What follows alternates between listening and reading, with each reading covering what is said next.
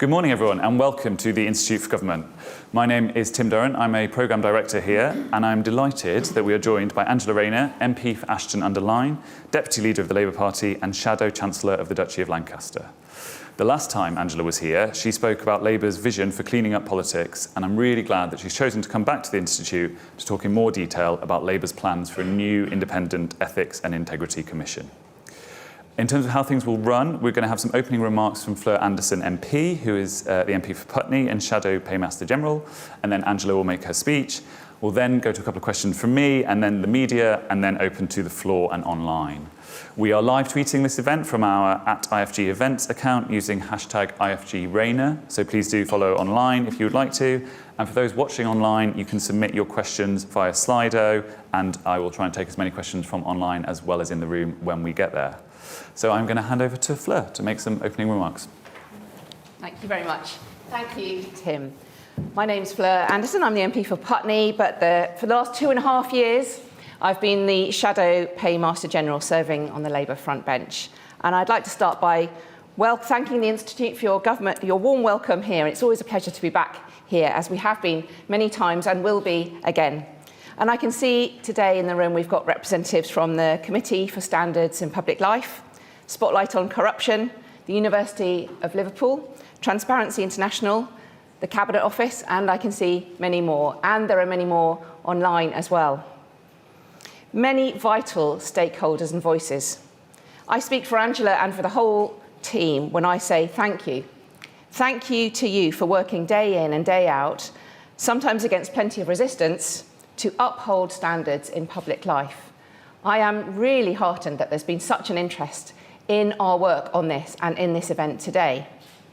It's only with your support and partnership that we can achieve our ambitious plan to clean up Britain's politics. And after the past 13 years, we really need a deep clean. It can't be just a sweeping under the carpet. The Conservatives have let 13 years of scandal and contempt for the rules and erosion of trust in politics and politicians. But the sad thing is that we've been here before. There's a sense of déjà vu. Under the Conservatives in the 1990s, the public ran out of patience with the constant stream of sleaze and scandal that engulfed the government of the day. They then looked to Labour to clean up the mess. And we can take great pride in our record in government in this area. It was Labour who codified the Ministerial Code as we know it today. It was Labour that introduced the Freedom of Information Act that has revolutionised government transparency. And it was Labour who established the position of the anti-corruption champion, which, incidentally, the Conservatives have left vacant for over a year now. Did we always get it right? No. But those who fell short suffered the consequences, took responsibility for their actions. The important regulatory bodies, led by decent, hard-working public servants, were respected and were followed, and that is the difference. The system held and it worked because ethics and integrity mattered and matter under Labour. Labour cleaned up our politics once, and under the leadership of my brilliant colleague, Angela Rayner, we will do it again. We are determined. We're developing a plan that's bold, a plan that will bake in standards into the system for the long term. So, without any further ado, it's my pleasure to introduce my friend and colleague, Angela Rayner MP, Deputy Leader of the Labour Party and Shadow Chancellor of the Duchy of Lancaster. Angela.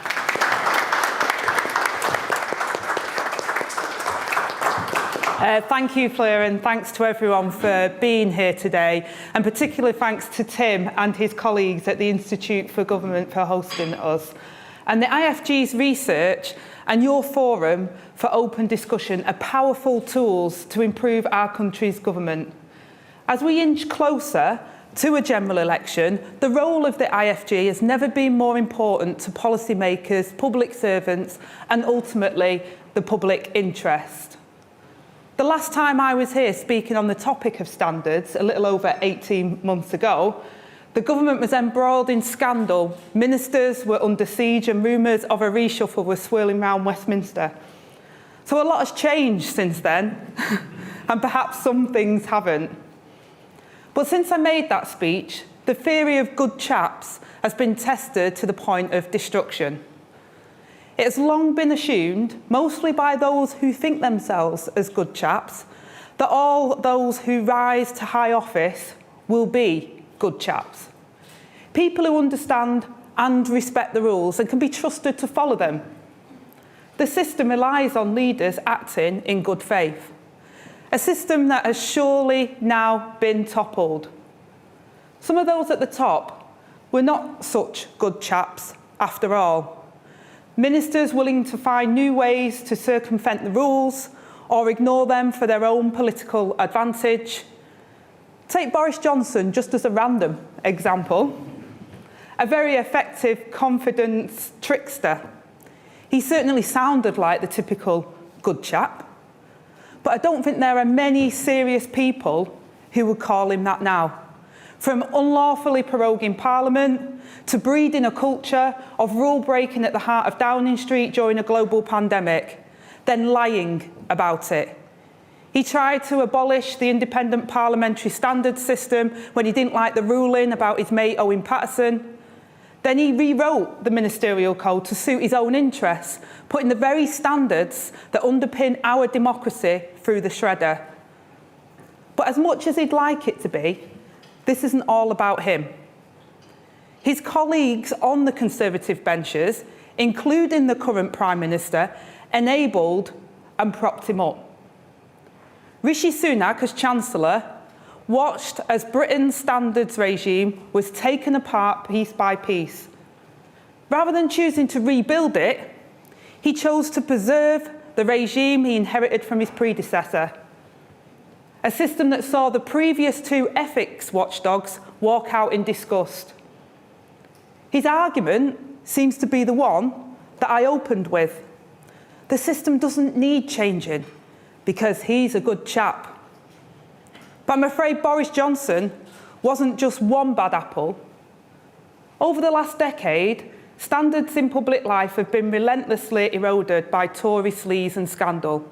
From serious breaches of the ministerial code to the revolving door between ministerial office and lobbying. Where resignations used to be rare, they've become the norm. Ministers have been forced from government on misconduct grounds every 3 months under the current Prime Minister's leadership. If you include the 4 Conservative Prime Ministers forced out since 2010, a total of 39 Cabinet Ministers have either been sacked, quit in disgrace, or resigned. And the rot starts at the top. Just weeks ago, we were in the absurd situation where the chair of the Advisory Committee on Business Appointments wrote to the government to criticise the rules that his organisation is responsible for upholding. Lord Pickles, a former Conservative Party chairman, joined a host of independent regulators to call for a wholesale reform of the business appointment rules and stronger restrictions on lobbying jobs for former ministers. In a letter to the Deputy Prime Minister, Lord Pickles said, the current rules were designed to offer guidance when good chaps could be relied on to observe the letter and the spirit of the rules. And he goes on to say, if the good chaps ever existed, that time has long passed and the contemporary world has outgrown the rules. New areas of corruption are not monitored because they were not envisaged when the rules were drawn up. Holding any position in public life should mean upholding the highest standards of ethics and integrity. But the cronyism, sleaze, and scandal we've seen over the past decade has undermined trust in politics and public life at home and abroad. This year, Britain has received its lowest score on record on Transparency International's annual Corruption Perceptions Index. The drop sends a powerful message about the decline in public standards, which is in no doubt being noticed on the world stage. The sense that Britain is becoming a corrupt country is deeply damaging to our international standing, to the health of our democracy and the success of our economy. We can take that lesson from Rishi Sunak's predecessor, though we'd like us to forget her. She showed pretty clearly what happens when rules and institutions are recklessly undermined. Our ability to attract international investment and trade is directly related to the faith and the stability of our government. We are living with the consequences of that faith being undermined. So this really matters. Misconduct and sleaze has a direct impact on a government's ability to deliver for the public. Transparent and accountable government is key to delivery. Cleaning up politics is about ensuring government actually delivers for the people.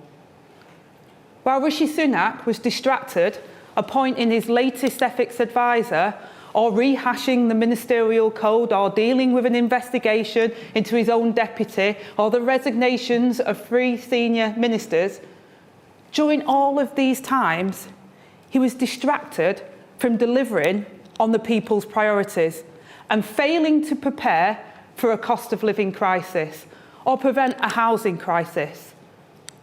By failing to prepare, he prepared to fail, and fail he has. Rising bills, soaring food prices, families unable to make ends meet, a crashed economy, a Tory mortgage bombshell. It is working people who pay the price every single time. This is not public service. Politics has to work for people, not for politicians. We're not the masters. The people are the masters, and we're their servants. Now, I want to pay tribute to a Conservative. I know I don't do that very often. But Sir John Major must be commended for his work in establishing the Committee on Standards in Public Life nearly 3 decades ago. He set up this independent body in the wake of the last bout of sleaze and scandal running rife in the Tory party. He at least recognised that there was a problem. And for more than 30 years, it has promoted and defended the 7 principles of public life, the Nolan principles, and it continues to speak truth to power.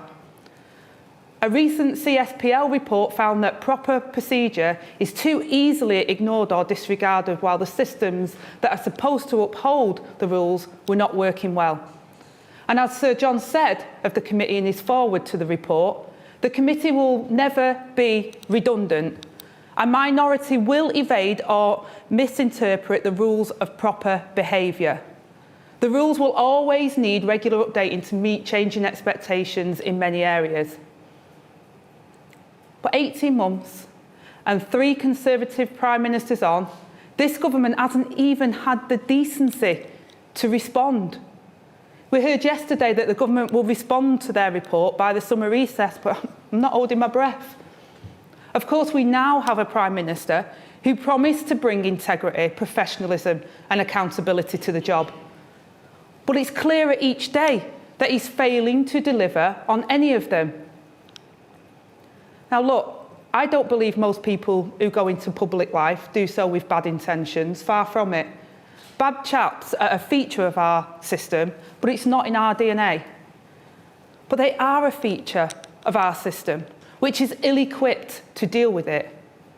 As the full saying goes, a few bad apples rot the barrel. The best protection is a system that is intolerant to abuse of power with proper checks and balances. A system with foundations that can withstand a change in weather, even if that weather is a hurricane threatening to rip the house down. But to build that foundation, we need to replace the weakened standards regime with new architecture. We need to empower the public servants dedicated to protecting our democracy and raising standards within government. And that's why Labour has a plan to restore standards in public life. We will clean up politics, so by the end of our first term, people don't just feel better off, they can see that politics is working for them.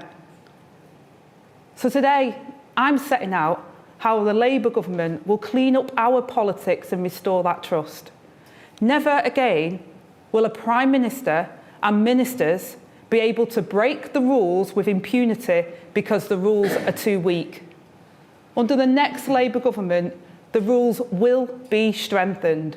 Enforcement will be toughened up, independent of political control.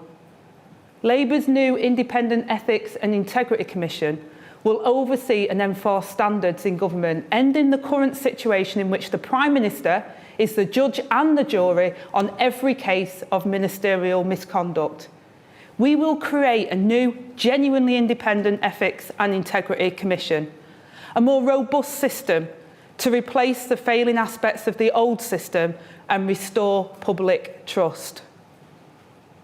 This starts with replacing the COBA with a more robust system for former ministers who are seeking new appointments, with former ministers facing clear sanctions for breaking lobbying rules, not just the possibility of being overlooked for an honour, but consequences that they can feel in their pockets. And second, the Commission will subsume the independent advisor on ministerial interests. It will have the power to initiate investigations into ministers without asking permission from the Prime Minister. It will be able to determine breaches and again recommend sanctions, all with full transparency and all free from political interference. No longer will the Prime Minister be able to hide behind his advisor to avoid scrutiny. Consideration will also be given about whether the Public Appointments Commissioner and Civil Service Commission should be brought under the new Ethics Commission's umbrella. And thirdly, we won't reinvent the wheel. Existing bodies that have been undermined and weakened by Tory ministers, namely ACOBA and the Independent Advisor on Ministers' Interests, will be brought under the Ethics and Integrity Commission, operationally independent and free from government control. But the Ethics and Integrity Commission will coordinate and work with existing bodies and committees that do work. The Commission will be complementary, not competitive, creating a more coherent approach to public standards with a culture of integrity. The Committee on Standards in Public Life will continue to play a crucial role at the centre of the standards landscape, informing the work and recommendations made by the Ethics and Integrity Commission. And fourth, we will remove the power to appoint the ethics watchdog from the hands of the Prime Minister entirely. At the moment, the public, entirely understandably, think that politicians themselves are the judges of their own behaviour and let themselves get away with it. We will inject confidence into the system with a parliamentary backstop. There will be a robust appointments process with a nominated parliamentary committee involved, with a commission required to report to Parliament annually. And finally, the risk of political capture or interference in the Commission's work will be removed by putting the Commission on a statutory footing. We are clear that the Ethics and Integrity Commission will not affect the parliamentary standards process. A clear separation between MP standards and ministerial standards is a central pillar of British democracy. And we know that British democracy is finely balanced. We're all too aware of the Jenga tower of unwritten constitution. Pull the wrong brick and risk creating a mountain of unintended consequences. So Labour will carry out a consultation to establish the next steps for the creation of the Ethics and Integrity Commission. We will involve experts, many of whom are in this room today, including the Committee on Standards in Public Life and existing public standards regulators, as well as governance experts. But look, we know that no one is perfect, especially not politicians. We can and we will make mistakes. But what I have laid out today will put the right system in place to ensure accountability, transparency across government. And I don't think anyone in this room or online would disagree that the flaws in the system, present system, must be remedied. Labour aren't shying away from the challenge. And I know the people in this room and beyond aren't either. I just want to take this moment to say a huge thank you to the public servants working in the face of huge resistance to try and improve standards in public life. And I'm hopeful that this new body will make your lives easier, empowering you to do your job without resistance. because this is personal for many of you. The scandals that I have mentioned have a detrimental impact on the reputation of the bodies that you work for. We want to change that, to create robust protections with independent, transparent systems to take action against those that abuse the system. And I'm determined to make this happen, and Labour has a track record of delivering in this area. Labour governments throughout history have made a habit of finding a mess and clearing it up. 3 decades ago now, Labour opposition exposed the sleaze engulfing the Conservative Party and demanded better. In government, we legislated to create more robust systems, from the Political Party Elections and Referendums Act to the Electoral Commission, the Freedom of Information Act and the Ministerial Code. The last Labour government did not hesitate to act decisively to clean up British public life. But over the last 13 years of a Tory government, the strong standards we have set have been chipped away. The Labour government made a lasting improvement on standards in public life, but it wasn't enough. When the last Labour government overhauled standards in government, they couldn't foresee the untold damage that could be easily caused by one government. A government full of ministers who thinks it's one rule for them and one rule for the rest of us. Our democracy cannot hinge on a gentleman's agreement. It needs independent and robust protection. A Labour government will clean up our politics and restore that trust, with the Nolan principles at the heart of everything that we do. We must now urgently rebuild trust in our politics and in public office, and in the government as a force for good. That means rebuilding the regime that's not working. The British people deserve so much better, and it will be Labour and a Labour government that cleans up our politics, and it'll be a Labour government that restores the faith in public service, politicians serving the public and not themselves. It'll be a Labour government that provides that leadership. It's time to stop the rot and make our politics a force for good again. Thank you.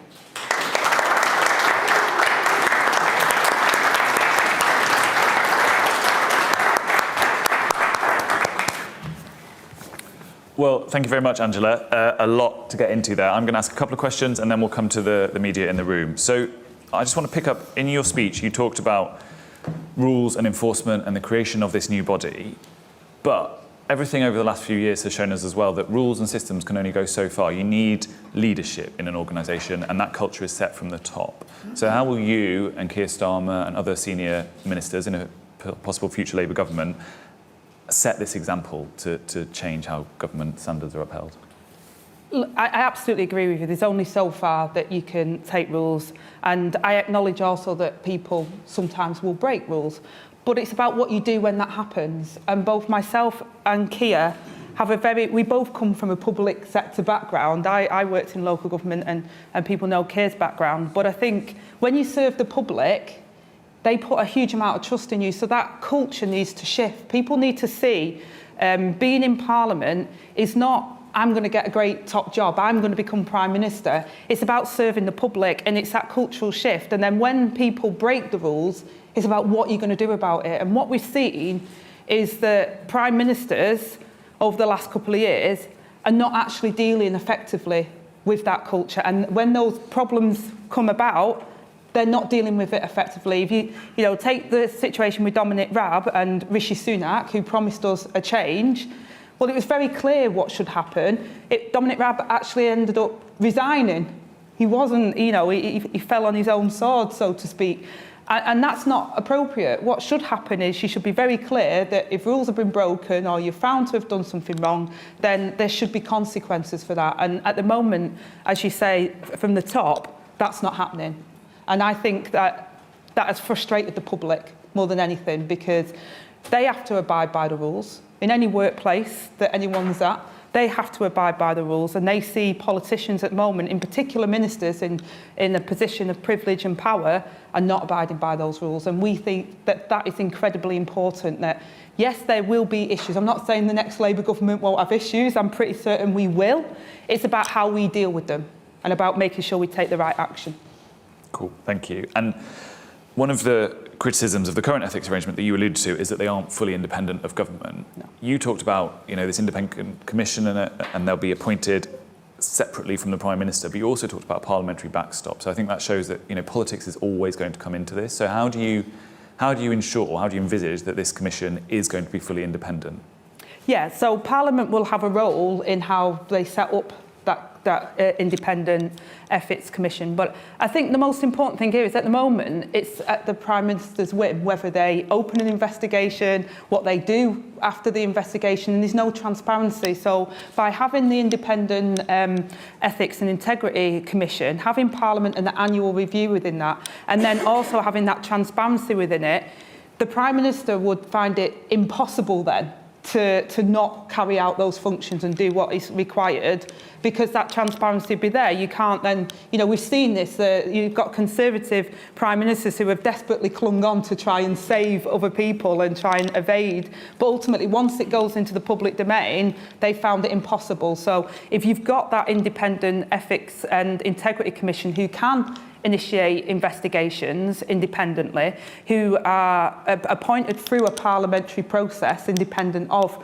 the Prime Minister himself, then you can get in a position where I think it leads to more transparency and openness, and it makes it impossible for somebody to try and hide behind. The current system at the moment gives far too much power to the Prime Minister, and there's far too many gaps where they can hide within that system, and this is about trying to bring that transparency and that parliamentary oversight. But yeah, you're absolutely right, it does still come, politics do still come into it, and of course we are elected representatives, and when you're elected into Parliament, you expect politicians to act a certain way. We've got a great privilege of representing our constituents, and people expect us to do the right thing. But unfortunately, we found that I think majority of parliamentarians are very good people and want to do the right thing.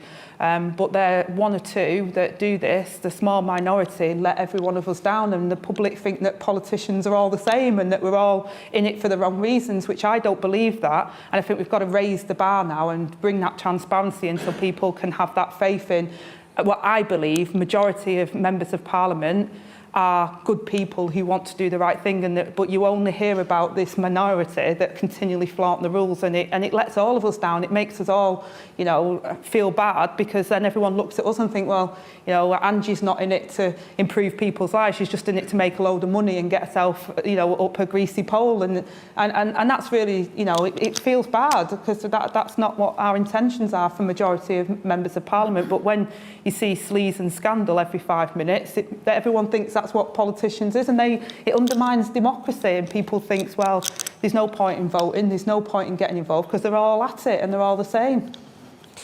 Great.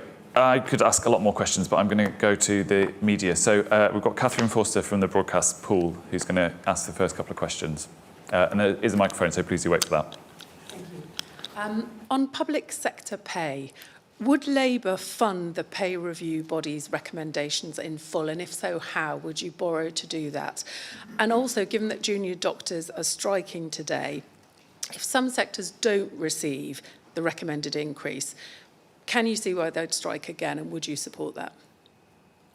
OK, thank you. Look, we're not in government. We haven't seen the finances. The government are refusing to get around the table and deal with the issue. The public sector pay review bodies will come up with their recommendations. If we were in government, we would get round the table, we would look at the finances, and we'll do our best to try and find a resolution to it. This government haven't. They've been sleepwalking into the disaster, which has led us on to your other question around the junior doctor strike. We've got junior doctors, we've got nurses, we've got consultants, all taking industrial action because the current system is completely unsustainable. We've got massive vacancies because people are leaving now because of the circumstances we're in. We're paying agency fees, we're paying overtime rates. So the money is still being pumped into the system, it's just not being put in the right place. So the government really do have to get around the table and resolve these issues. We'd said we'd negotiate if we were in government now, we'd look at our finances, we would negotiate, we would stick to our fiscal rules, but we'd also said about reform as well.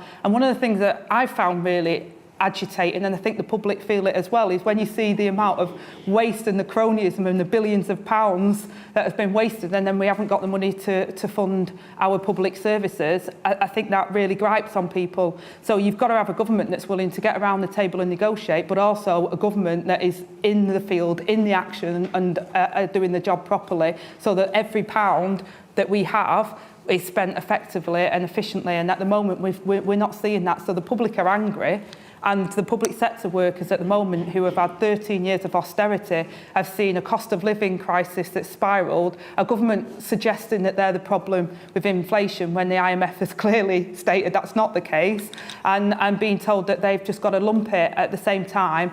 They can't continue in their jobs that they're doing. Many are being forced out, are moving abroad and are working abroad, and we can't sustain that situation. So the government really have to get around the table and resolve the issue. Okay, more media questions. So we've got Henry Riley from LBC. Thank you very much, Angela. Just on Dominic Raab, who you referenced earlier on, of course, he was investigated, he eventually lost his job. Do you think senior ministers who are under investigation, whether by the Standards Committee or by the Ethics Advisor, should remain in their ministerial jobs, so for example as high as Deputy Prime Minister? And you spoke about Tory sleaze quite a lot in your remarks. I wondered if you thought or would admit that sleaze is something that happens on both sides. I mean, John Prescott, who you referenced sort of countless times in the House of Commons yesterday, was investigated and rebuked by the Standards Commissioner. So do you accept it's a problem on all sides? Thank you. I will take a couple more media questions and then come to Angela, if that's all right. So Chloe Chaplin from the Eye. Thanks. Hi, Angela. On the topic of ethics and standards, in light of recent events at the BBC this week, do you think that this overhaul of standards and expectations generally needs to be expanded to kind of more public bodies in the UK? And Sophie Huskisson from the Mirror. Thank you. Hi, Angela. So obviously Labour have been talking a lot about their education policies recently as well. You've spoken publicly about how you had free school meals when you were a child and that it was a lifeline for you. So do you personally think that Labour should commit to free school meals for all primary school students? Okay, thank you. So Henry, in terms of should they stay in post, again, the Independent Ethics and Integrity Committee would have to look at the circumstances. I mean, it's very difficult if somebody's accused of something as serious as what Dominic Raab was accused of, and it was in multiple places, for them to remain in the office.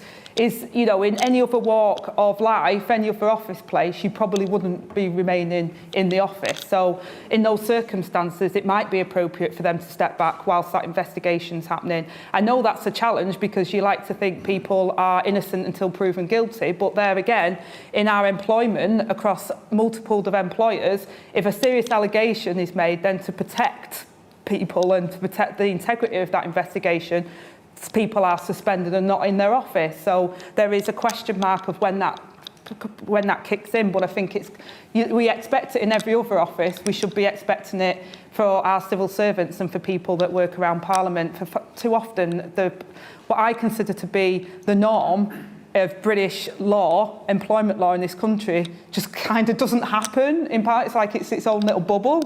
And the conventions that I consider to be what everyone expects in a workplace just doesn't happen in Parliament. So we've got to do something about that, but also recognising the uniqueness of the circumstances. But I don't think we've got that balance right yet. So therefore, the Ethics Commission would be looking at that and seeing how they think that's appropriate. I think that's the right way to go.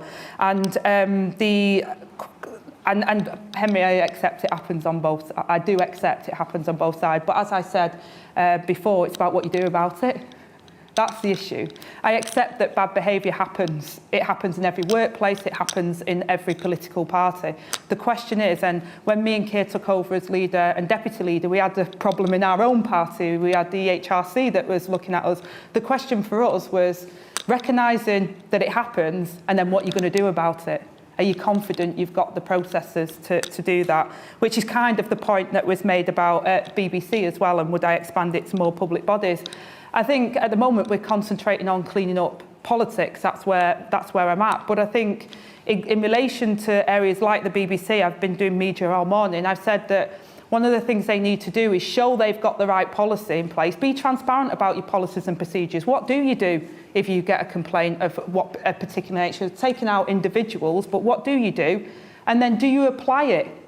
Do you apply it in the culture of the organisation? Many businesses, we have whistleblowing policies in this country and everything else, but do you really apply that in how you implement those policies and procedures, or do you just have a book somewhere that's on a shelf and it's never to be seen until HR come into your room and say what you're doing about this? So it's about creating that culture and being transparent about how you do it, and not just waiting for complaints to come over and you think, oh, crisis, what do we do? Have we got the right procedure? Is actually embedding that within your organisation, and the best organisations understand that and do that. And then the question on free school meals, to us it was about priorities. Look, we've been dead clear about the fiscal rules that we have to keep to, and our priority was to get the breakfast clubs. And you talked about my experience, and you're absolutely right, but I talk about the fact that for the first half of my day, I was not looking for education. I was looking at how do I get to dinner and what I'm going to be eating, because I was waiting for my free school meal. So my lessons before my school dinner, I was basically not with it because I'm hungry and I wasn't concentrating very well. So we've looked at the evidence and know that the free breakfast club is going to have the biggest impact, and that's why we've prioritised to do that. And we haven't got an endless supply of money. We know that the economy is in a terrible place. We've had the latest forecasts today out, which are, again, are not very good. So we know that if we do get into government, the situation economically is not going to be a great one. So we have to do priorities. And the priority in that area, which I agree with, is about giving free school breakfast rather than free school meals to every child. I would love to do that. But at the moment, we're saying that breakfast, and I absolutely agree with that policy. I think it's the right thing to do. Great, thank you. Henry Dye from The Guardian, and then I will go to the floor for questions. Hi, good morning. Thanks very much. Two questions. This sounds like there's a lot of work to get done very quickly, but is the ambition to have something done in the first 100 days to have the Commission set up? And secondly, more broadly on parliamentary rules, do you personally think that Parliament's current £70,000 threshold for shares in a single company is appropriate, and do you think it should be changed? Okay, thank you. In terms of, look, we want to do it as quickly as possible. I'm not committing to the first 100 days because we want to get it right. My number one principle here, and that's why I said about the consultation on it and the Jenga of don't do unintended consequences. The one thing I don't want to do is bull in a china shop, unintended consequences, and not get it right, because the public will be even more exasperated, and so will the people who are brilliantly trying to uphold ethics and standards in public life. So we will be embarking on a consultation. I make no apologies for that. I plagiarise a lot of my great stuff, and that's because I don't know everything. But I am absolutely determined to get this one right and then implement it as quickly as possible. There are things that we can do immediately, even under the old system. If Keir Starmer was Prime Minister, he could act in a very different way to what the Prime Minister has today and what the Prime Ministers of yesterday were doing. So that is a cultural problem that we could change instantly, and we'll see an instant improvement, I'm pretty certain of. But in terms of our process of bringing in this commission, it will be done as quickly and as speedy as we can, but I won't put speed over making sure that it's right. We've got to get it right, because it's got to last, as when John Major did it back in the day, it's lasted 3 decades. I want this to be resilient enough to last, and it cannot be messed up by me trying to speed that process. So I will take as long as it needs to. And I'm sorry, what was the other question? Shareholdings. I mean, again, we've just got to make it confident that people think that we're motivated in the right way.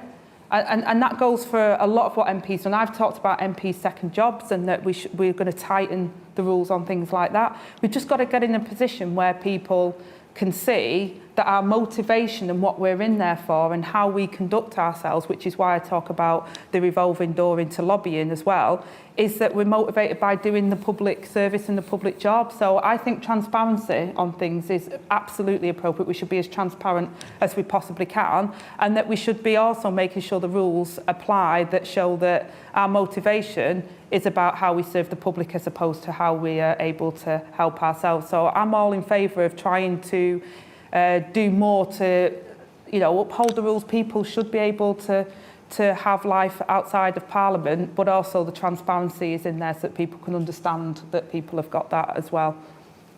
Great. Okay, questions in the room. I will take them in rounds of 3 and we'll go online. So, gentleman in the middle there. Thank you. Hi, Dave Penman, General Secretary of the FDA that represents civil servants. Angela, you talked about this commission essentially subsuming the role of the independent advisor, being able to initiate investigations, determine breaches and make recommendations, but it stops at recommendations. Are you suggesting that that would still be the case, that the Prime Minister would ultimately be the arbiter of any sanction on a minister who is found to have broken the ministerial code? And I ask that because you talked about transparency and that being key here.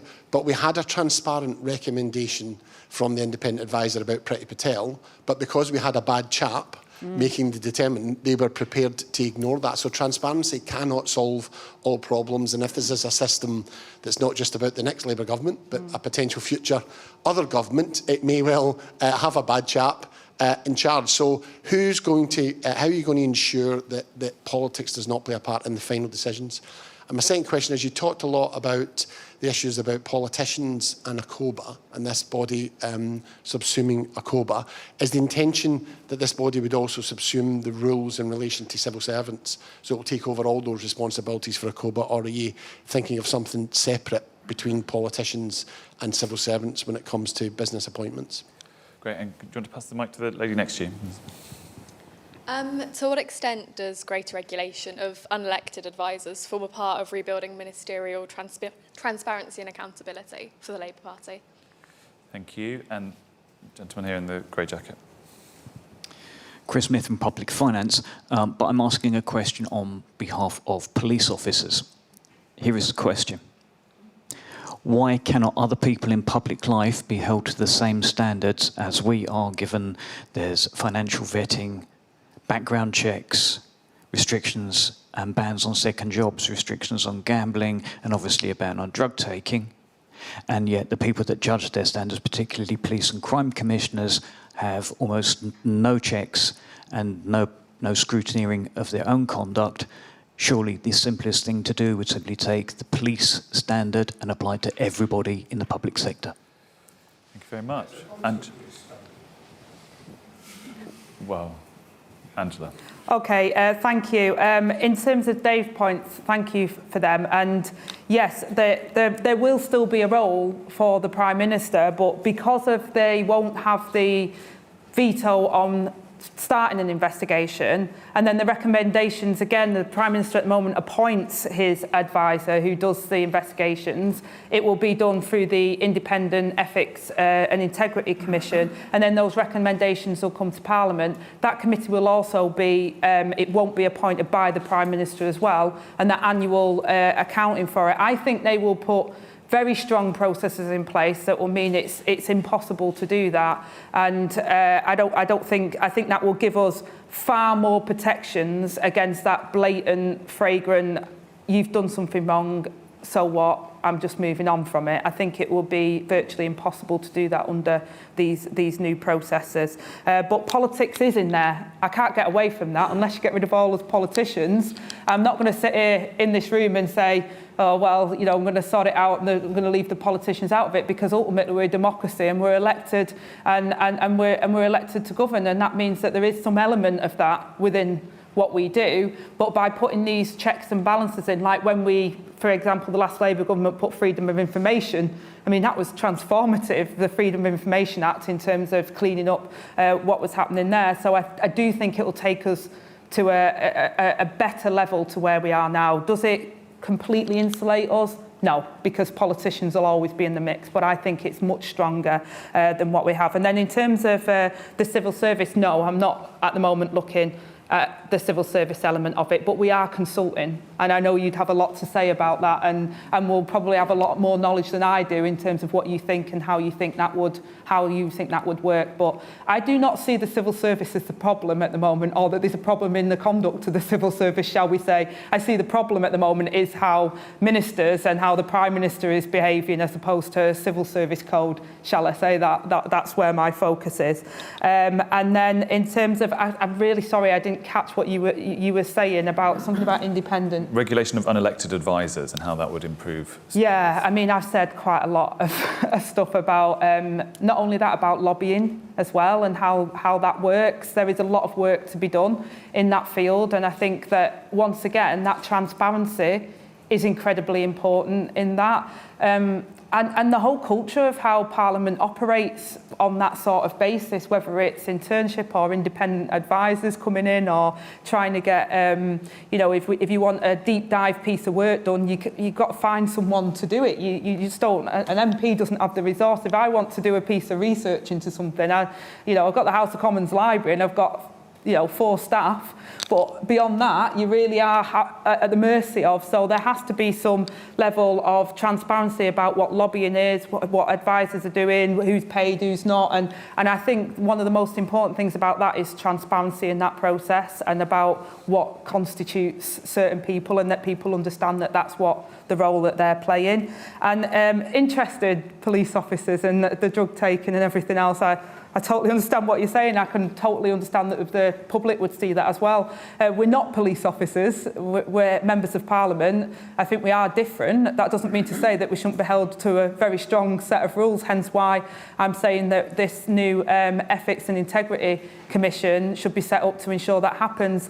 And we've been tightening the rules up. They're separate rules for MPs. The announcement I'm making today is in particular around ministers and people who hold government office. But there is a set of standards for MPs as well, and we're seeing them more and more enforced, and quite rightly so.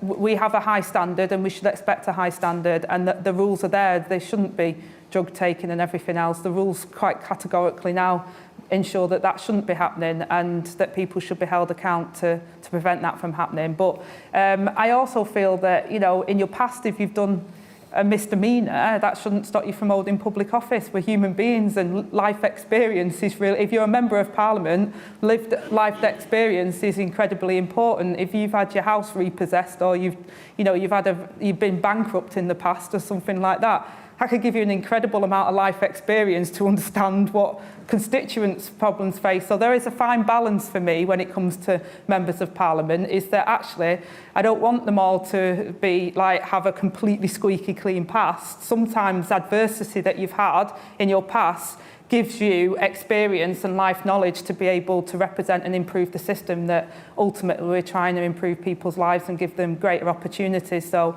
I think there's a balance to be had, but there's clear rules at the moment that should be enforced, and people should have confidence that their public servants are adhering to them. Great, thank you. I'm going to take some questions from online. So there's 3, and then I'll come back to the room. So from Rose Zussman from Transparency International, she says, we don't have a complete picture of lobbying in the UK, and as a result, lobbying scandals continue to be a feature of our politics. Do you agree there is a strong case for an expanded statutory lobbying register? Yeah. That's okay, easy. Great. There we go. Josiah Mortimer asks, how would Labour improve transparency in the House of Lords, given that disclosure requirements for financial interests are lower than for MPs? Would your Integrity Commission cover the Lords? It would look at that. We're consulting about how we're able to improve, so we can look at that as part of that consultation and about the expansion of it and how it works with a COBRA and everything. So it's something that we certainly haven't ruled out. Great, thank you. And then Susan Hawley from Spotlight on Corruption. We've already talked about your time frame for introducing this new commission, but she also asks, has Labour got a plan for funding this new body? Well, I mean, because of this new body will ultimately be absorbing the spaghetti of what we have currently, there won't be a significant funding situation for it. It's more about bringing it together and giving it a more statutory footing and giving it the powers and the transparency and the independence to do the job. So it's not creating extra, it's actually bringing in and tightening up and strengthening what we currently have. Great, thank you. Okay, more questions in the room. Lord Evans at the front here. Jonathan Evans, Chair of the Committee on Standards in Public Life. Thank you very much. a question and an observation, if I could. First question, you've talked a lot and put a big emphasis on the independence of the Ethics and Integrity Commission, and it sounds as though you see that coming from its relationship with Parliament. So does that mean that we should really see this as a significant increase in the parliamentary oversight of the activities of ministers? Is that the overarching intention of what you're proposing? And an observation that given the complications and the constitutional kind of implications of some of this, I think you're very wise to not necessarily to rush implementation and to think through and consult very carefully to make sure that any proposals that actually come to fruition are very carefully designed so that they don't trip up at a later stage, because there are unintended consequences, as our committee knows, in this area. Thank you. There's a lady at the back there.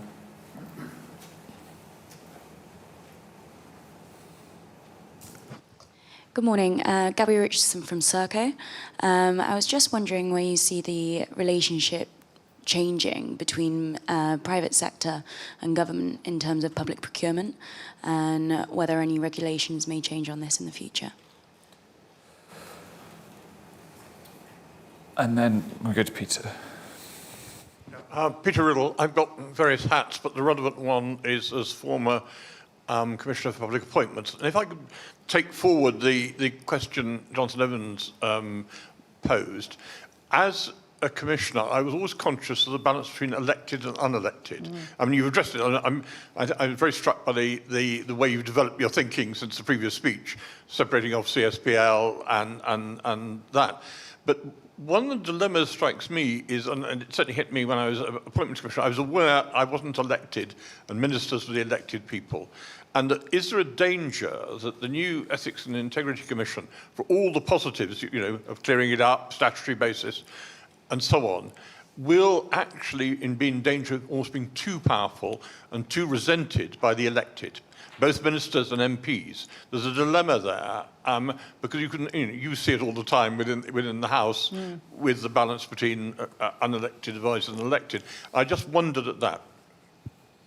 Thank you. Thanks, Peter. In terms of Jonathan's point, yeah, I'll be picking your brains a lot, I warn you, because you're absolutely right. There is the rule of unintended consequences, so that's why we will be consulting. But my overarching aim, and you get that from the speech, and what I'm trying to do is to recognise, and it comes to Peter's point, recognise the elected, which then that is the, rather than the Prime Minister, then Parliament being involved in that process, so that you've still got that and that integrity of that elected position, but also understanding that the current system at the moment puts too much power in one place. So it's about trying to get that balance and being able to do what I'm trying to set out to achieve. You get that from the motion of what I'm saying, you understand the challenges and the problems that we face, but striking that right balance, and at the moment we haven't got that balance, unfortunately. You could argue that's because we've had bad chaps and you could say, well, we'll just get good chaps and we'll be all happy on the good chaps situation, but I don't think that that's enough. I certainly don't think it's enough for the public, and I think that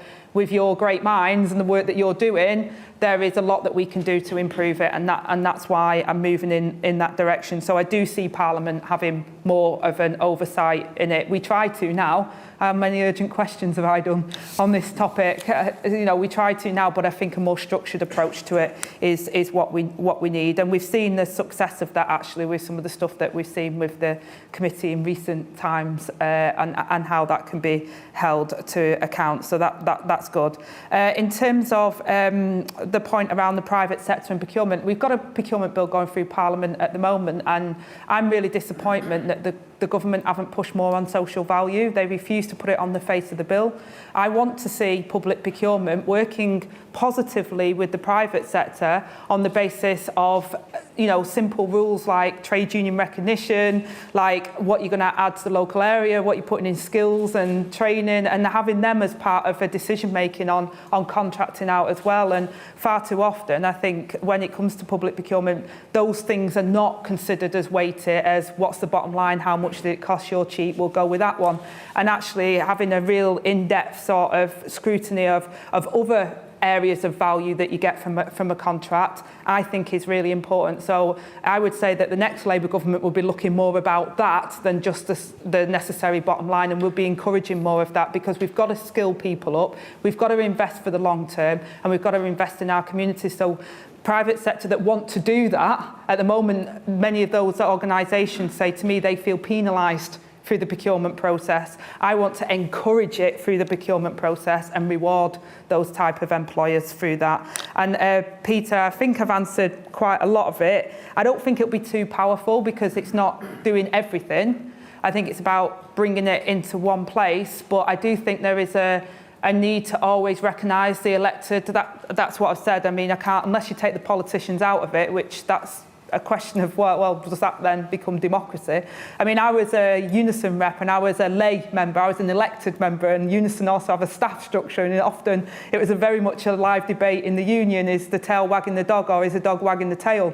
So I could really understand from my decades of lived experience that challenge, but I do think that transparency and the measures that we're putting in place and having that independence of the committee to say it sheds light on it, and I think it makes it more stronger and more powerful, but I don't think it overrides the elected and the respect of the elected position. However, I would say that elected politicians need to earn that respect, and they've lost it a lot at the moment because of their actions, so it's about regaining that trust as well. Great, let's do one more round of questions. I think we've got about 5 minutes left, so please do keep your questions short. Hi, Adam Yeager from Byline Times. Angela, you spoke about replacing a COBA and bringing in the power to impose fines on ministers who breach appointment rules. Can you just say a bit more about how that would work and what kind of level those sanctions would be? Because obviously most ministers that leave public office go to quite lucrative roles. So if it was quite a low sanction, then it arguably wouldn't be much of a deterrent effect. Thank you. Lady behind. Yeah. Hello, Elizabeth from Protect, the national whistleblowing charity. Angie, do you think a stronger whistleblowing culture would support the work of your new Ethics Committee? And would you like to see reform of the Public Interest Disclosure Act to increase whistleblower protections? Great, thank you. And gentleman there with the phone. Hi there, Nia Mansala, Chartered Management Institute. One thing I want to say first is I thought your PMQ's performance yesterday was the best so far. Thank you. And second, recently you've seen a lot of misconduct and even mismanagement of civil servants and MP staff from ministers and MPs. And at CMI, we're wondering if you think there's a space for management and leadership training for people in public office to improve decision-making and create better chaps in office. Thank you. And we'll do one last one. Sorry, Pete Saul from BBC News. I'm going to have another go on pay, I'm afraid. You said that you wanted the government to get around the table. That's kind of not really the point today. It's whether or not they accept the recommendations from the independent pay review body. So, on principle, would a Labour government fully accept those rises as recommended by the independent pay review bodies, which we know are between 6 and 6.5%? And if so, how would you fund it? Angela. Okay, thank you. In terms of Andrew's point around, look, a COBA, we've said we'd strengthen it. We'd put it, we'd bring it into the new Independent Ethics and Integrity Commission, and we'd put it on a statutory footing. So first of all, it's given teeth and it's strengthened in what the Ethics Commission will do, and we'll consult on the level of fines, and it may be different for varying different misdemeanours. Not everything is the same, and therefore it might not just be like that's one thing and then we're just going to say that for everything, because as you rightly say, sometimes it can vary in what happens. So part of this consultation would be around how we implement that, and it will be for the Independent Ethics and Integrity Commission to look at that in the round and to look at the circumstances of it. But the whole point is at the moment that it doesn't really have the teeth that it needs, so it does have to be strengthened, and we're determined to do that and to consult on how we get that done. But that's our proposals as they currently stand. And Elizabeth's point on I mean, I sort of said it before. I think the question mark of whether we need more legal protection for whistleblowers. I think it's also about the culture of how whistleblowers are treated, and how you could have all the laws in the world, but if then we are not able to have a culture in this country that celebrates when somebody whistleblows and says this is very important, and it's good and important for our democracy that if something's going wrong and somebody does the right thing and whistleblows, we've got to change the culture in the country that says we celebrate that and we encourage it, as well as have the laws that back that up and protect people. But laws only take you so far. We saw that with blacklisting, you know, the workers that were blacklisted in trade unions. I say that because of personal experience of working in the movement. And, you know, we outlawed blacklisting, but it doesn't mean to say it doesn't exist. It still exists to this day. People still blacklist, they just don't put it on a physical list.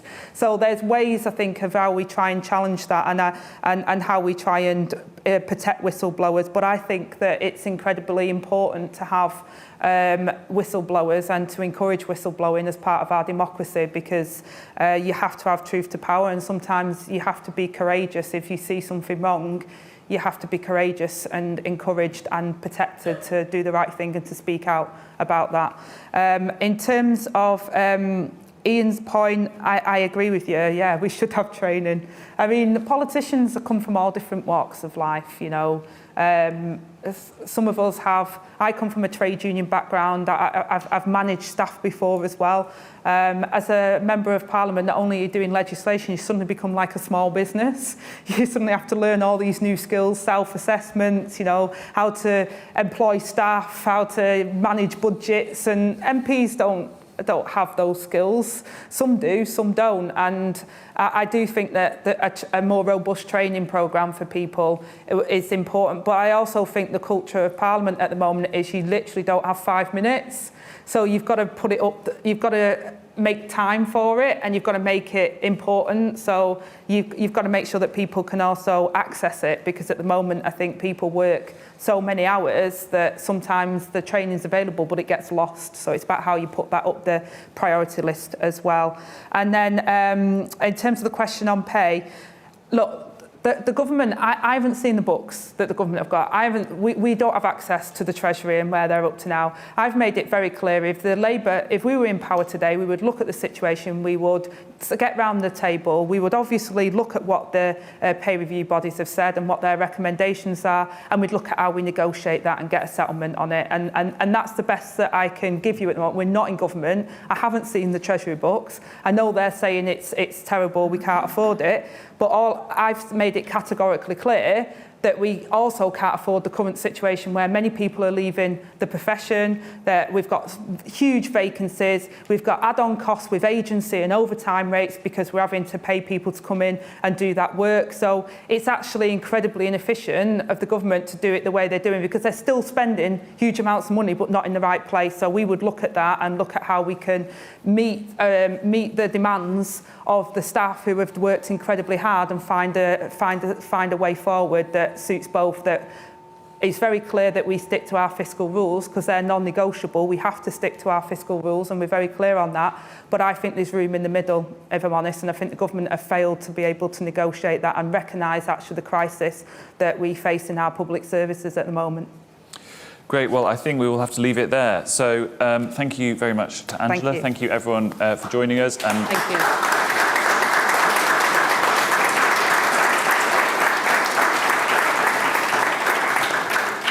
Just to say, our next public event is on Monday, when we'll be talking about how central government should be organised to deliver levelling up.